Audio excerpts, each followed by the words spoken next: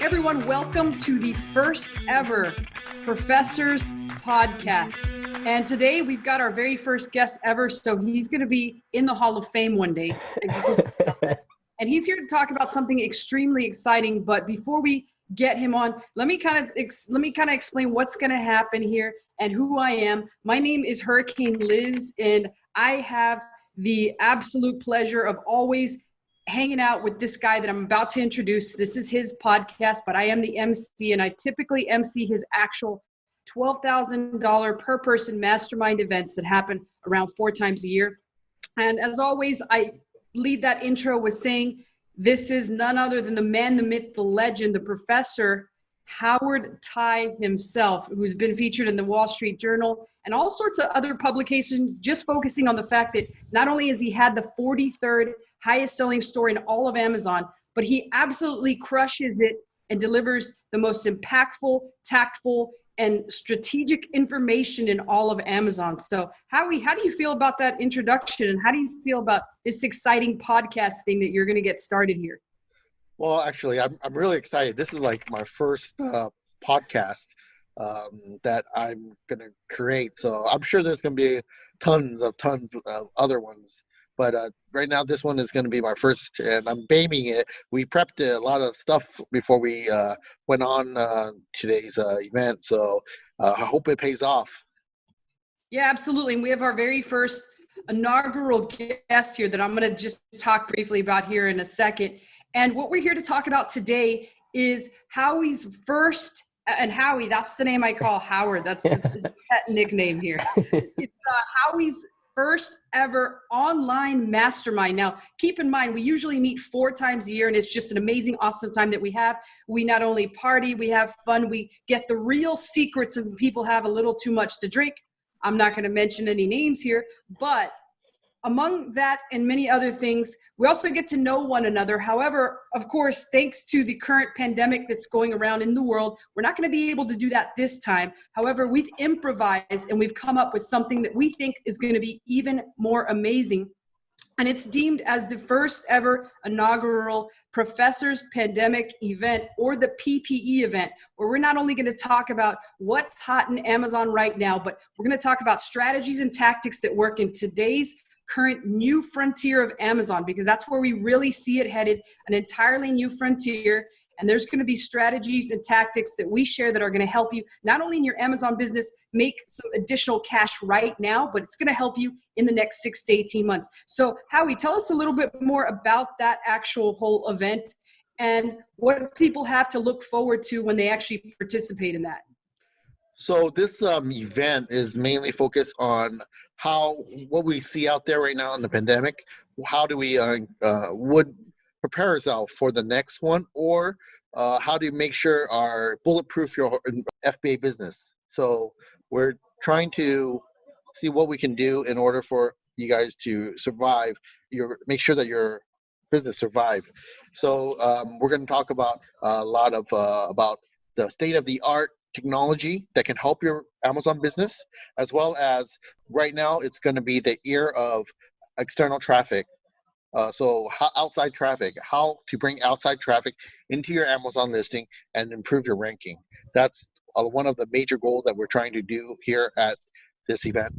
Right, absolutely. And you mentioned outside traffic. So who other than bring on then the actual guest I'm about to introduce. But before I introduce him, let me just say, I want you to remember that this particular event is not like the typical masterminds where you obviously have a lot of interaction and you get to go out to the bar afterwards and do all sorts of crazy stuff that what happens wherever it happens stays wherever it happens.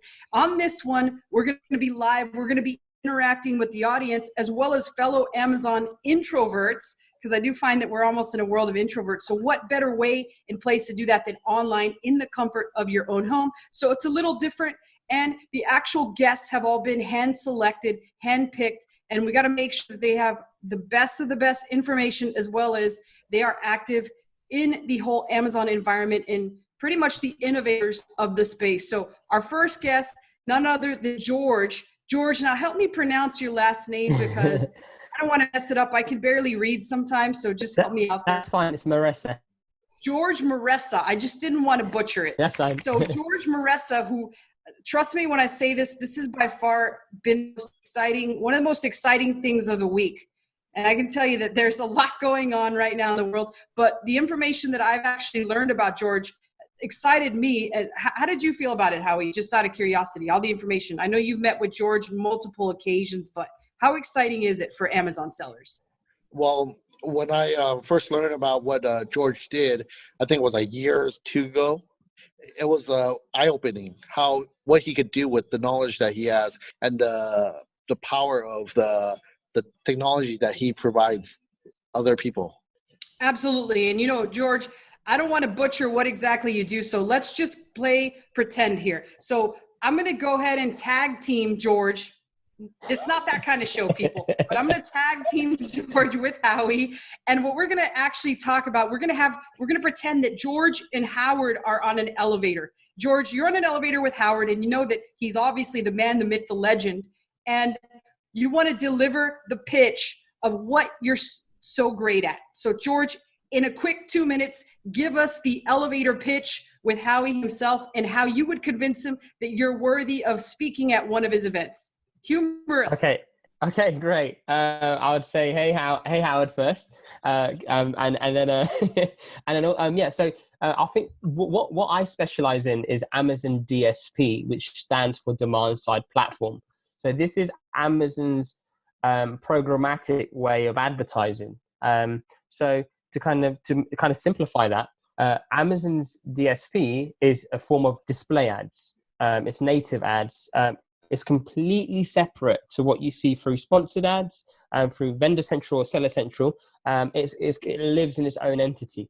And the demand side platform is one of the most powerful platforms out there right now, allowing you to re-engage with people who have purchased your products, allowing you to use Amazon's first-party data and look at other people's purchasing behaviors, what they're looking at, to re-advertise to them, not only within Amazon, but also outside of Amazon, and everything is tracked. So I know you said that you're an expert on the DSP, the demand side platform, right? So can you tell me what area of that you're specialized in? Why would Amazon themselves come to you and ask you how are you using their platform?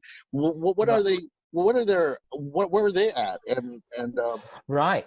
Yes, that's a good question, Howard. So before June last year, there were already set out audiences that you can target. So you can target people who have kids aged between 0 and 6 months, 6 months to 12 months, 12 months to a year, 3 to 5 years. So they've got these incredibly segmented groups, but you were limited to those groups. Now, in June, July last year, they introduced a beta. And the beta they introduced allowed people to create their own audience, which is absolutely crazy. So you could, if you're selling yellow stools, you can target every single person who's selling yellow stools, and you can target anyone who's viewed their listing, and you can have ads shown to them. If you're selling phone cases, you can target everyone who's just bought the latest iPhone 11, and you can target them in 5 days, 10 days into their purchase with a phone case. So there's so many ways that we could use that. And actually, the person who created the Audience Builder, he actually reached out to me, and we've got a discussion later this week because they want to understand how we're using the tool for our clients. But this tool, basically, I think is one of the most powerful tools in the whole digital space right now. Okay. So how do you think outside of the box compared to the other experts in your field? Right. Well, to be honest, there's not really many other experts in my field, so it's not hard to do that. But it's very closed. So there's two ways that you can get onto Amazon DSP, and one is you go through Amazon directly, and they ask for a large budget, a decent sized budget, and it's quite a lot to commit to. Whereas with us, we're more flexible. We have an entity, and we can take on accounts to manage. And it's very close. So we have our own entity which we manage within Amazon. So that's kind of what makes us different So we have the access, and we were one of the first to actually do it. We were fortunate enough to have one or two clients at the beginning who gave us a whole load of cash, said spend it and test. So we were able to test a whole load of different types of advertising that's available through the demand side platform, to find out what works and what doesn't. We created a curriculum, which I have kind of taught the team on how to manage it efficiently. So at the moment, it's not there's not enough people to even, let alone managing it properly. And I think at the moment we're ahead of the game in terms of what we're doing and what we're testing, and what and us knowing what works through DSP. Yeah, George, you've obviously convinced me to have you not only show people all that you've actually discussed, but there's a lot of topics that come to my head just when I hear you talking about it. And also I hear your excitement and passion, the actual feel. It really gets me excited. But one thing that you told me before this call, and I know there's several other topics you have in mind, but talk to people a little bit about what the actual, maybe 3 random topics that you could talk about that are going to absolutely wow them as Amazon sellers. Right. Okay. So I just want to simplify it again. For those of you who do Facebook ads, right? Facebook is a DSP. It's a demand side platform. Now, with Facebook, you could target audiences, right? You can target ages, their interests. And sometimes Facebook does buy third-party data to try and kind of allow you to guesswork and find this audience. The most powerful thing about Amazon DSP, and I know a lot of people find it hard to digest, is we're dealing with first-party data. This isn't guesswork. This is raw sales numbers that we can target, right? And that's, I think, the craziest thing. The first craziest thing. Second is the ability to track outside traffic and generate sales and track the sales. I know attribution beat has come out. It's not there yet. Whereas with DSP, it's there. Like we're seeing in some of our campaigns, the sales that come from outside of Amazon beat the ROAS of the sales that come from Amazon. There are features built into this that you just don't have access to within sponsored ads. You can target different states. You can target different times of the day. You have to separate mobile and desktop. So you can have mobile focused ads. You can target iOS users only. You can target Android users only. You could target, it's just the possibilities of this is just endless. Now that gets me kind of curious, George. I'm a hardcore Facebook advertiser. Okay. And one of the things that I love about Facebook is lookalike audiences. Is there anything like that currently on DSP? Yeah. So there's something called similar product views. So it looks at the ASINs you put in, and then it finds other ASINs that are similar to that ASIN. And that's in essence kind of the lookalike. And then you can use that. But we take it to another level. We actually just, rather than using Amazon's guesswork to find our audience, we just create it. So we'll just go through and find every ASIN, and we'll be detailed about it as well. We wouldn't just target everyone who's selling a similar item to you. We'll look at, okay, what do people recently purchase with your item? What's in the recently bought together items? We could create an audience of everyone who's purchased similar items to what they would buy, and then re-advertise your product. One of the special things I'm going to be doing at Howard's event is I'm actually going to show everyone the interface. I've never done this before on any podcast anywhere. I'm going to show the interface. I want you to see with your own eyes what it can do. And I haven't even spoken about the reporting. The reporting itself is just insane. Like the amount of fields that you have and the amount of data Amazon gives you is unbelievable. That's totally insane. Yeah. Amazing. So I know that Howie was going to start talking about, you got all this incredible information right in front of you. Is there a more effective way? Like how else can sellers benefit from this information other than just advertising? Is there anything extra? Like, on Facebook, we get not only, we can look at similar audiences and we can kind of guess what our demographic is searching for, but is there any other information that would help sellers become better at selling their thing? That is a good question. One example I can share with you is It's just, again, it's going back to the audience builder. Is if someone has had an incredible amount of publicity through their ASIN, I guess you could track how well it's done by serving ads to that audience. And there's been one or two occasions when someone's listing has been on the telly and has been kind of floating about in the media, and everyone who's viewed that product, we've showed our ads to them, and we've seen crazy spikes in sales. So that's kind of one way. I hope that answers your question. Yeah, I was just looking for like any other bits, but thank you so much for that answer. That's exactly what I was looking for. I wanted to ask you, so what problems are you seeing that Amazon sellers right now in 2020? In particular, like what problems do you see as a result of the pandemic? Yeah, I guess I think the bigger picture, and this is something I've seen for quite a while now, is, and this is the same trend I've seen in Google, is Amazon have figured out, this is a fantastic revenue stream for them. Amazon sponsored ads. It's an incredible revenue stream for them. And they've started to populate the real estate on the search result pages with sponsored ads. This is only going to get worse. We've seen this kind of evolve. I think it's going to look far more similar to organic rankings as well. That's going to help people click more on PPC rather than organic. And it's just going to be harder because it's going to become populated. So you can't do what you did a few years ago as an Amazon seller and just start making sales organically. You need PPC. It's not just an extra bonus add-on, it's foundation to any given account. Another thing that I'm seeing, Howard, is I'm seeing a lot of big firms go onto Amazon.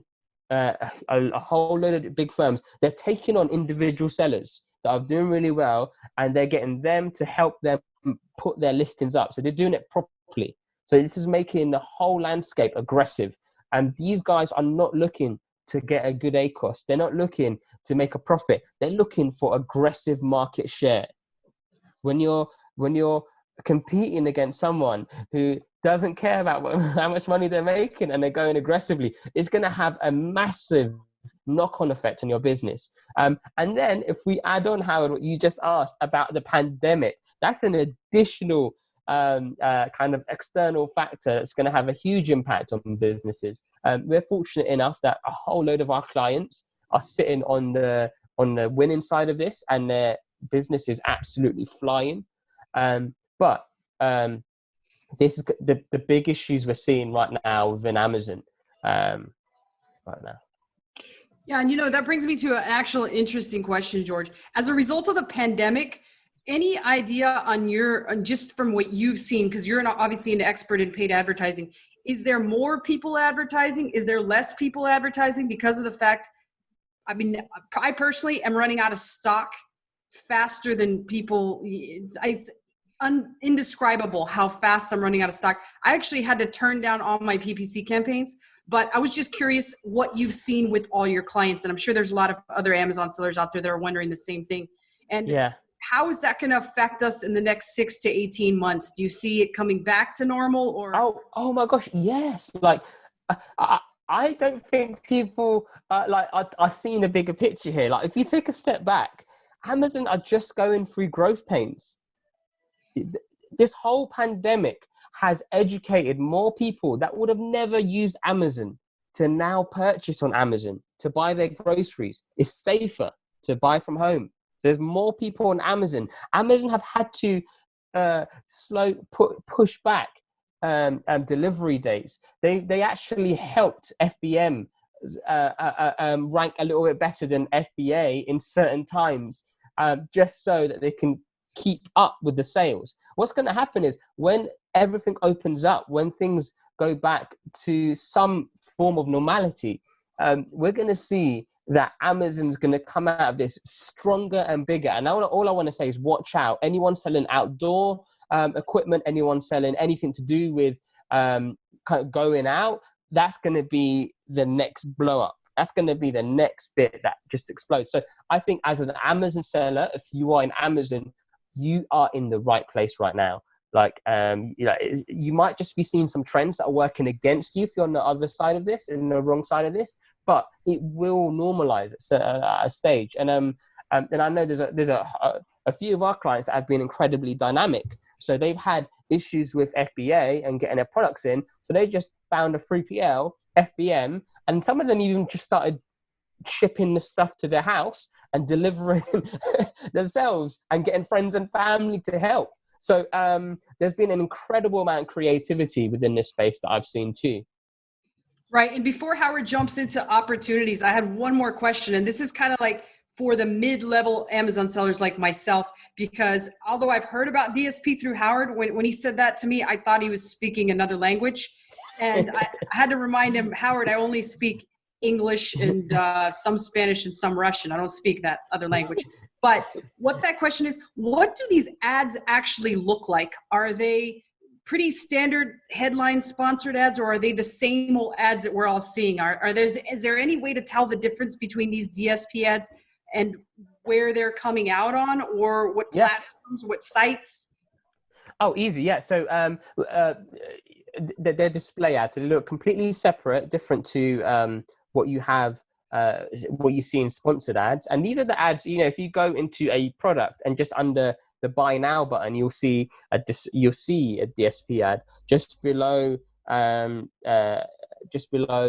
the product as well. Just before you get to the enhanced brand content, there's a display ad on the left hand side. When you're on the search results page, there tends to be a banner. In terms of these dynamic ads, there's so many benefits. You can copy and paste any section of any review onto the ad, as long as you put a link so that Amazon can verify that it's genuine and you've kind of kept word for word. You can put anything anyone said on the ad. You can upload a logo and put whatever headline you want on the ad. And then you could even go outside of that and create your own ads. You can create custom image ads with whatever message you want on there. So there's you're going to see a whole load of different types of ads, and this is something I'm going to share during the mastermind. I'm going to go into detail and show what these different type of ads look like. We haven't even talked about video ads. We haven't even talked about that. That's that's another ball game. That's something we're looking now to test aggressively. I just noticed on Wednesday last week, Amazon introduced a new video beta audience builder. I don't know what that can do, but it's on my list now to test. And I know Amazon have acquired Seismic, and they've done this so that they can track sales through Amazon's DSP. And when that happens, it's like they're just on another level, because that's, you can be watching videos on Amazon Prime or on IMDb, and you can be served a custom ad. Who's doing that right now? No one. So it's pretty, interesting space. So right now, there's some clients that me and you both know of. They're doing about $300,000 or $400,000 a day based on this pandemic. So I wanted to ask you, right now in 2020, what opportunities do you see for the Amazon sellers? In particular, what opportunity do you see as a result of this current pandemic? Is this kind of focused on Amazon DSP, or as a general question? Just a general question. Great! Question, man, you have DSP, that would be great too. As well. But man, marketplaces are shooting up everywhere. Walmart's just opening up. We're looking to get an agency account with Walmart now, so we're just in the process.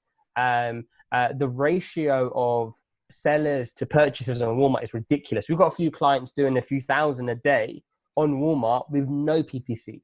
So that's an interesting space. The Shop app, so Shopify have created their own app so people can buy on mobiles. That's already got 20 million downloads. And if you've got a Shopify store, you can apply to that. So that's another marketplace.